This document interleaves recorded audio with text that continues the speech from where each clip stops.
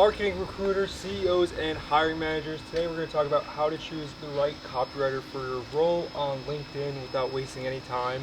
What we're going to go over is looking at a good resume, a LinkedIn portfolio, or a LinkedIn profile, their portfolio, and some of the questions to ask on an interview. And by the way, if you don't know me, my name is Eric DiGiovanni, founder and CEO of Diamo. We're a copywriting agency working with big brands. Me personally, I've already worked with some of the biggest brands in the world, including Amazon and Hulu. And I'm making this video because there are still tons of copywriting opportunities out there. And if you need one, a copywriter or copywriting agency, I'd like you to consider using us whenever that time comes for you. That being said, let's dive right into it. So obviously, I'm not going to go over how to post a job. That will be in a separate video. This is just what to do when you've got the job posted. I'd imagine when you've got it posted on LinkedIn, you're probably getting hundreds, if not over 1,000 applications for a job. Within even just a couple days, you have a lot of people reaching out to you. And so I want to make this video to help you in this situation. So let's start with the resume. First thing we're going to look for in a resume is metrics, and here are some of the key metrics you might want to look for in a copywriter resume. CTR, which is click-through rate, open rates, which a lot of times will be found on email and text messages. We're also going to be looking at CPA, CPC, and CPM. And CPA is cost per acquisition, CPC is cost per click, CPM is cost per melee, or just cost per 1,000 views or 1,000 impressions. And so some of these metrics, here's the thing, right? If you don't see any metrics on a copywriter resume, it means a few things. It either means that they weren't close enough to the client to receive those metrics. It might mean that they haven't been in the game long enough to actually receive any metrics, or it means that their copy has been placed on materials that's very hard to measure metrics on. So for example, if you have copy on a billboard, it can be hard to measure like a click-through rate, for example, on a billboard. So when we're looking at click-through rate, open rate, we want to look for increases. And usually these increases will be like 5%, 10%, even 20 or 30% if the copy is really good.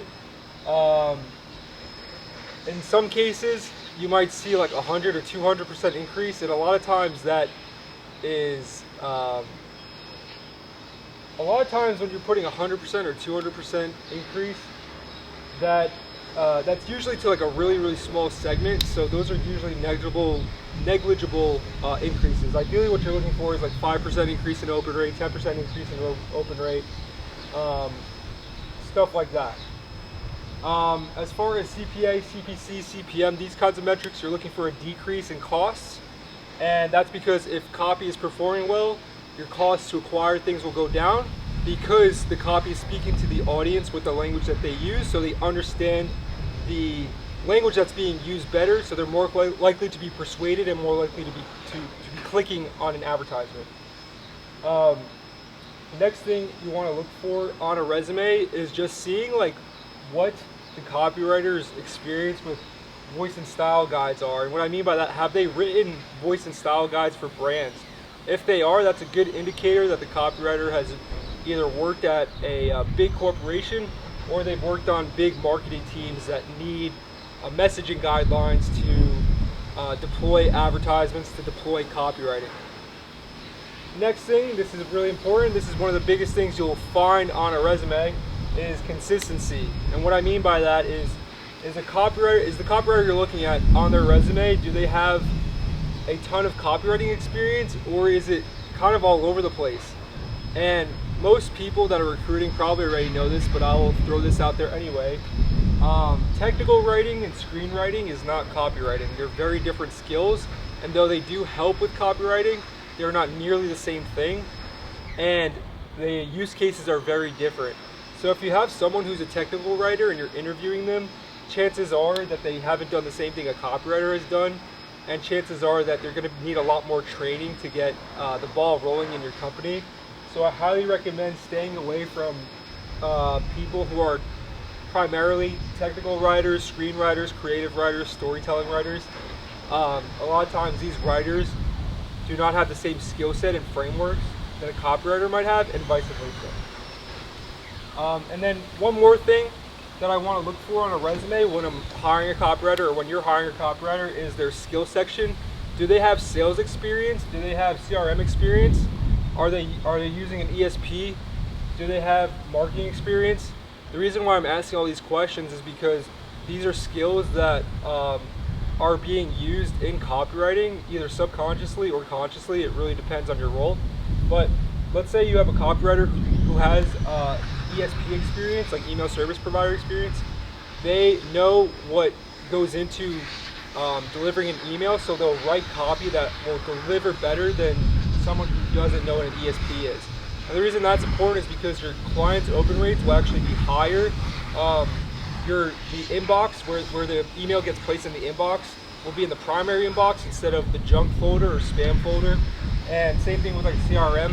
If a copywriter knows how to use a CRM, they're able to deliver copy based on the segmentation of lists. Whereas a copywriter that's never used a CRM probably won't know what list segmentation is or audience segmentation is in a CRM. And the reason I'm also saying marketing and sales experience is because that's essentially what copywriting is. It's basically sales in the written word, or you could say it's like marketing in the written word at scale. And so if they have these two types of experience, that's very helpful in determining whether or not this copywriter is a good fit. One more thing to maybe add to this is that it is okay or it's actually encouraged, especially if you're hiring for a big brand, if a copywriter has design experience, because at big brands, copywriters tend to collaborate with designers, specifically like UX designers or graphic designers.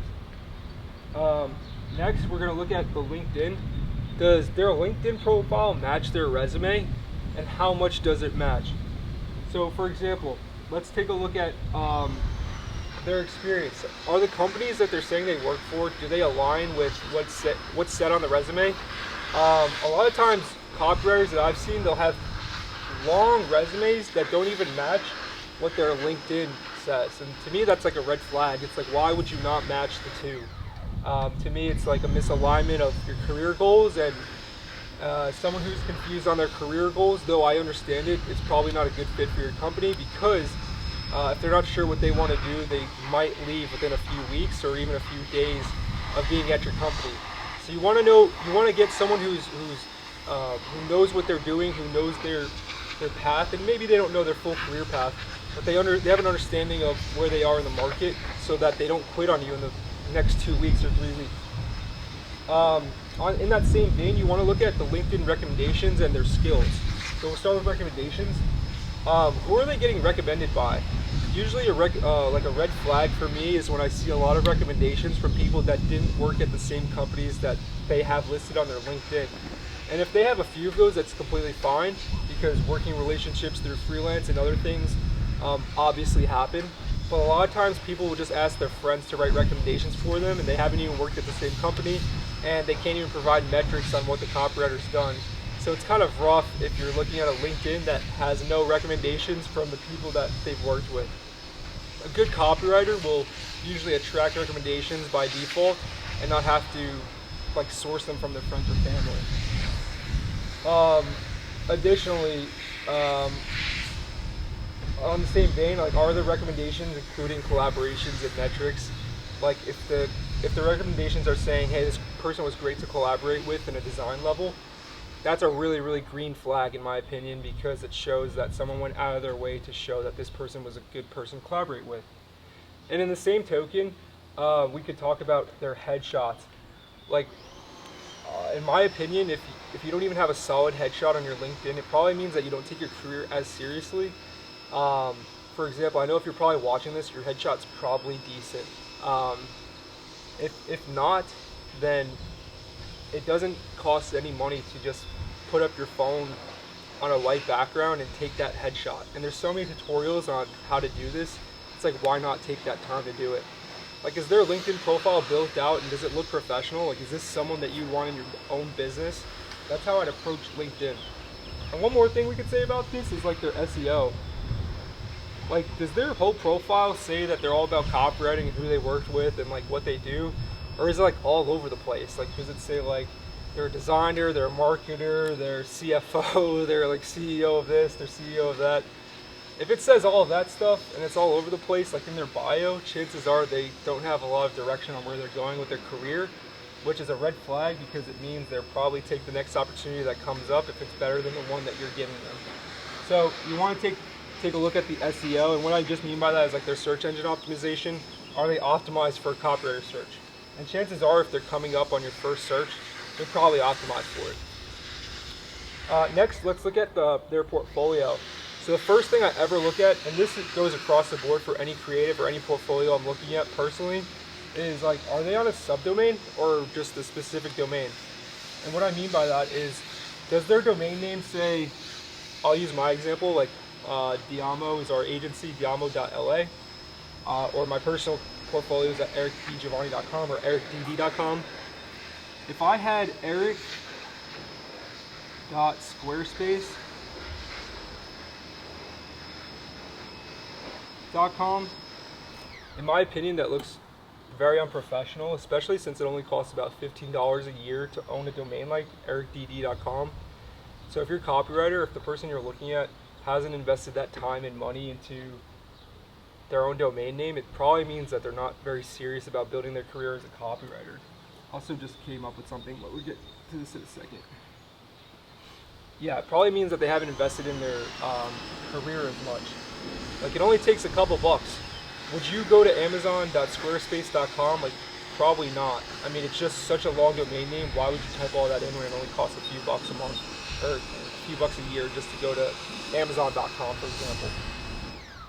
Additionally, like, we want to look at what specialties and niches that they're good at. If you're hiring someone that's really good at writing Facebook ads, there's a good chance they might not be good at writing emails. And that's just because the skill level is different. Like, yes, storytelling can be similar, but the words that you use in emails actually affects your deliverability and where your emails land. So if your copywriter doesn't know that, the chance that your client or your brand's email deliverability might go down. And in the same way, we also want to look at like their niches, like who do they specifically write to on a daily basis. For me personally, I've experienced writing to rappers, singers, independent musicians, fans of TV and movies, and people who need jobs. So if someone came to me and said, hey, can you write a blog for me about fashion, I wouldn't be a good fit. And you should take that same mentality as to when you're approaching your copywriter. If they say that they can write anything, they probably cannot. It's probably a red flag, because most people who are good at what they do are really good at one specific thing and have a broader knowledge of everything else. So you kind of want to look for someone who's got specific knowledge in one area and also very general knowledge in other areas. Additionally, we kind of covered this already, but channels, like what do they feel most comfortable writing for, and you can probably find this in their portfolio. If they're very all over the place, it probably means they have a really broad depth of experience, but you ideally want to look for what your client's looking for, what your brand's looking for. If you're, for example, looking for a lifecycle marketing copywriter, you want to find someone who's written text messages and emails. So if they've written a lot of billboards, it's not really the same skill set. So you want to make sure that you find someone who's got the channels that you're looking for. Additionally, let's go to the next thing, which is deployments. That just means like the copywriting has been deployed in real time. So if you see a billboard, that's like a deployment. That's the real thing. Now, if you see a mock-up of a billboard, that's not the real thing. Another thing would be like if a copywriter sends you a copy document instead of the actual like email that was deployed by a client or the actual advertisement that was deployed by the client. To me, that is a red flag, because if they don't have what the client's actually deploying, it probably means that the client isn't using their work or they're changing a lot of it. And that can happen from time to time to even the best copywriters. Like, a lot of things will go through legal or go through a series of revisions. That's completely fine. But if that's constantly happening and they're never even using your original work, it probably means you're not getting the brand voice and tone right. And so you want to see the deployments of the full CRM builds, the full emails, the full text messages, the full ads that are deployed, not just what's written on a piece of paper, if that makes sense. So you want to see the full build. Additionally, and I think this is also really important, is what other experiences do they have to support their career? Have they been a designer? Have they been a creative director? Have they been a founder? Have they been in marketing? Have they been in sales? Kind of going back to this. All of those things support copywriting experience, but we want to make sure that they're just supporting elements and not the main focus. Um, like, would you hire, for example, would you hire a mechanic that says they work on everything? Probably not. You probably want the guy that's right for your car. And of course, there's general principles that go with each car, but there are certain specifics with certain car makes that are specific to that car brand. So if you have a mechanic that specializes in one or two car makes, you're probably more likely to trust them with your car than if they say, I work on everything, especially when it comes to like hiring cars. So that's just an example. Let's move on to interviewing. And I'll have a whole video on interviewing in itself, but here's some broad level conversation to have with the copywriter you're interviewing so you don't waste time on the interview. So first question you'd probably want to ask is just how long they've been copywriting for. And this is just to get a sense of their expertise. If they've only been writing for a year or 2 years, they probably should start out at like a junior position, unless they have a lot of experience, obviously. But if it's only a couple years, they probably don't have tons of experience, or even just a couple months, it's probably not tons of experience. But that's not the biggest deal. That's just to give you an idea of how long they've been doing things. Most of these questions are more relevant though. Like, for example, what is your experience with short form versus long form copy? These are actually very, very different skill sets, and both are very, very valuable skill sets.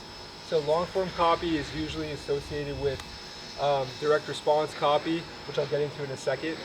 Long form is not harder to write than short form, and short form is not harder to write. They're both equally as challenging, and both have their challenges. But the reason you want to get an idea if your copywriter has written both is because they're both different skill sets, and they both they're both very, very valuable to a client, especially if you're doing landing pages or emails or text messages. So an example of short form copy would be like a brand email that you're going to get for like a big brand.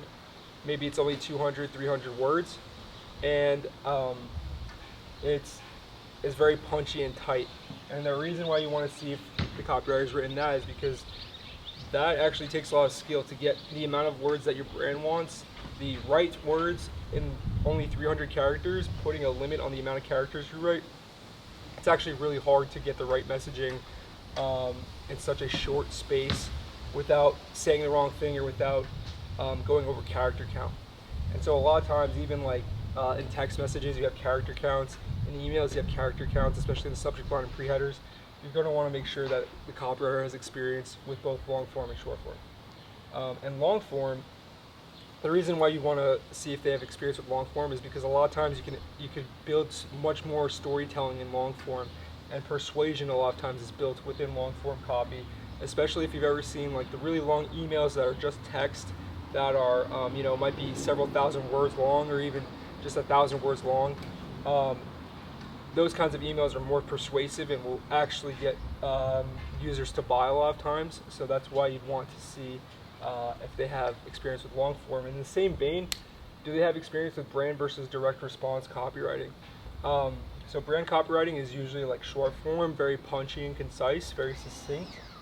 And direct response is usually longer. It doesn't always have to be, but it's usually longer and more about persuasion and direct persuasion. And brand is more about being clever, witty, and indirect persuasion.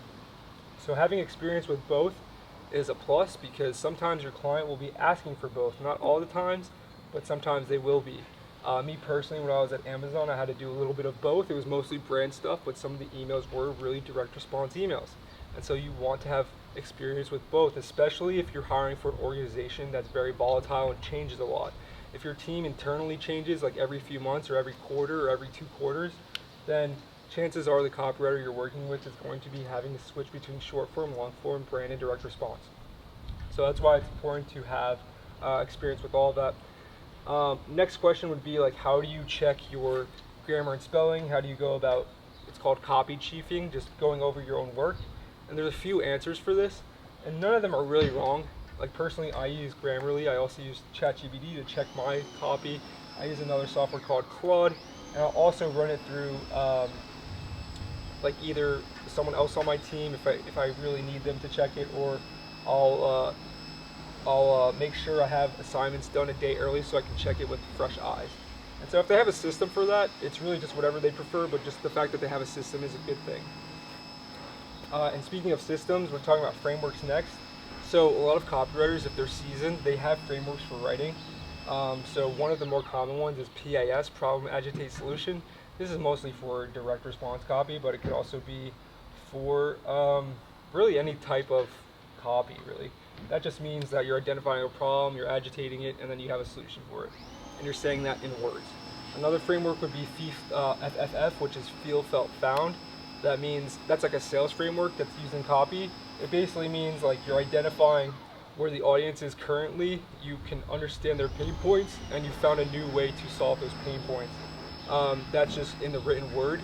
That would be FFF. And there are a lot more frameworks than that. Those are just a few.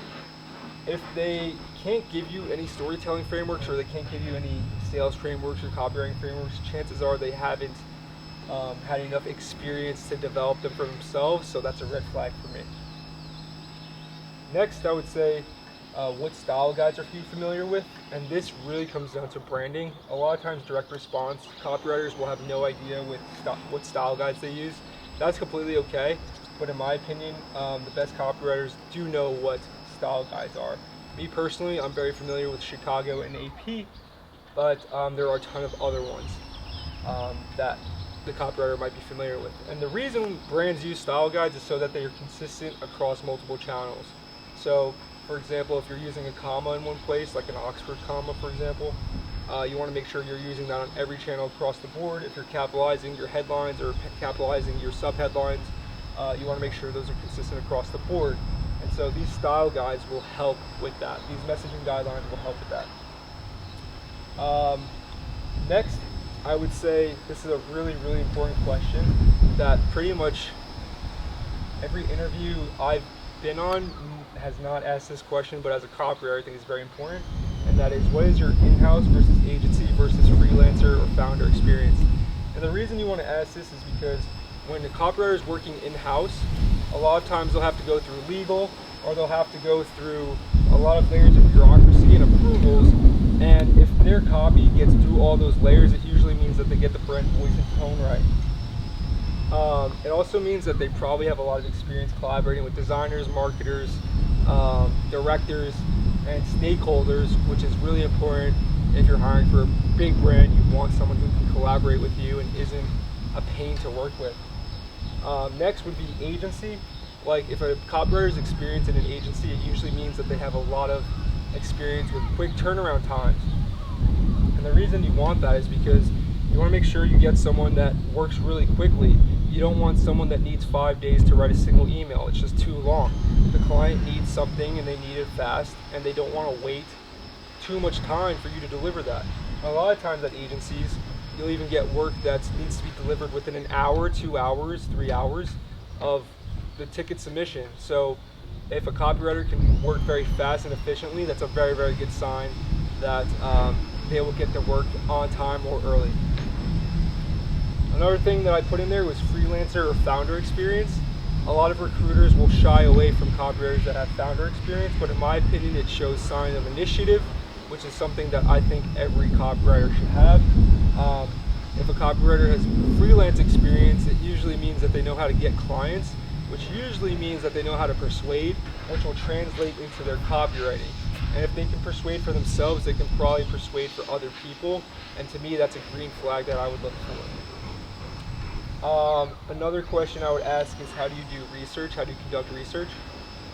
And the reason I ask this is because for pretty much any brand a copywriter needs to work with, they probably have to do research on them unless they've worked with a ton of different brands like them in the past.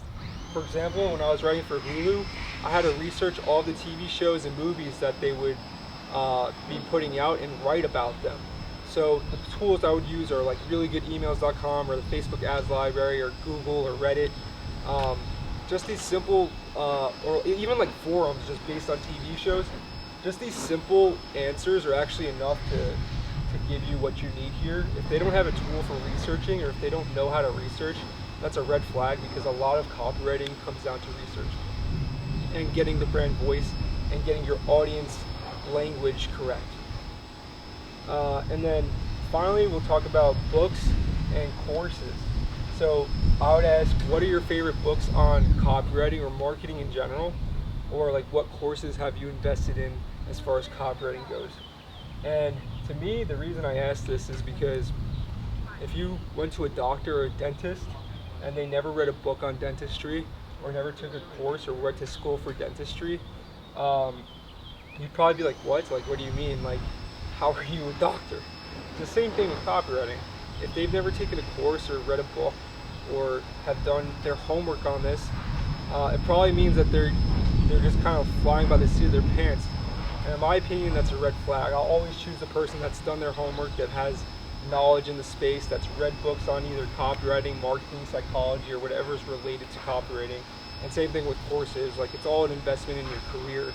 And so if you're not making that investment in your career, I don't think you should make an investment into someone else's business. That's just my personal philosophy. So that being said, these are just some of the things to look out for on a resume, LinkedIn, a portfolio, and when you're interviewing a copywriter. This is for hiring managers, CEOs, and for professionals that are just looking to hire someone to write their ads, emails, text messages, landing pages, and stuff like this. So hope this helps. Again, my name is Eric Giovanni. We are part of diamo.la. It's a brand copywriting agency. We help brands get their messaging right. And so if you need a copywriter, take a look at our page. Follow us on LinkedIn and Instagram. And hope to see you in the next video. Hope this helps. Give us a connect on LinkedIn. My personal LinkedIn is linkedin.com/in/EricDD. So you can follow me over there, give me a connection, and shoot me a message if you need help with copywriting. All right, take care. We'll see you in the next video. Diamo.